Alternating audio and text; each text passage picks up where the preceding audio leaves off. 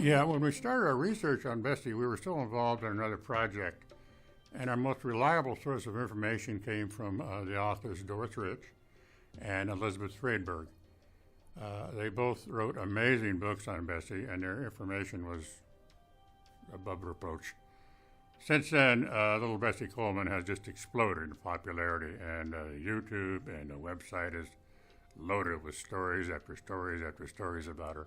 In fact, there's even several official Bessie Coleman websites out there. It doesn't seem to matter if you get wrong dates, wrong places, wrong times, you name it. Our goal is to present the most precise, factual story about Bessie Coleman we could based on our research and the scholastic information available. I think we've done that. You mean Aneva Walker, my associate producer who became the host. She's quite possibly the most genuine person I've ever met. I ran into some opposition from a few people that felt I needed to hire a professional with, scholarly presentation that spoke the King's English. All right, find me someone that was raised in the New Jersey hood, like Aneva Walker, where the only swimming pool was at the YMCA, who bootstrapped herself out of there with education, determination, courage, like Aneva Walker, who is an accomplished artist, writer, musician, composer, and singer, like Aneva, and who is a graduate of the famed Cordon Bleu School of Cooking and owns a successful culinary arts business, like Aneva Walker. Now, she may not have a scholarly presentation or speak the King's English, but she has something more important. She has heart. She's been there, she's done that. Go sit down.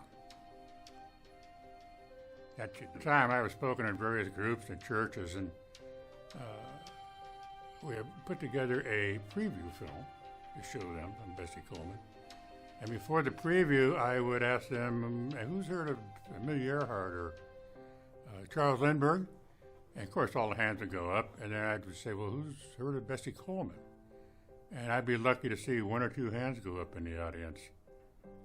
And then after watching the preview, there seemed to be a quiet indignation among people about how did I get this far in life without learning about Bessie Coleman? Well, I would ask them, what did you learn about the early flyers of the day, such as Lindbergh and Earhart?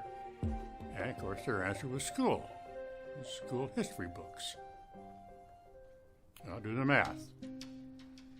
In fact, many teachers and our educators first learned of her from their students. Now, I would hope these teachers motivated their students to do a report on one of the hundreds of other black heroes other than Martin Luther King. I would hope. That is the overriding reason we are making the Bessie Coleman Story available to be streamed into schools. Free. In vain. Granted, her death overwhelmed the black people of America. But it also served as a wake-up call to the many aspiring African Americans that dreamed of flying. Bessie not only broke the color barrier in aviation, she kicked the door off its hinges. And aspiring pilots were not about to let it be closed. Black flying schools soon followed, then of course the Tuskegee Airmen broke on the scene. That produced military generals and other aviation leaders. And not long after that, the world's first black woman astronaut, Mae Jemison. And all because in 1921, a brave young woman simply refused to take no for an answer.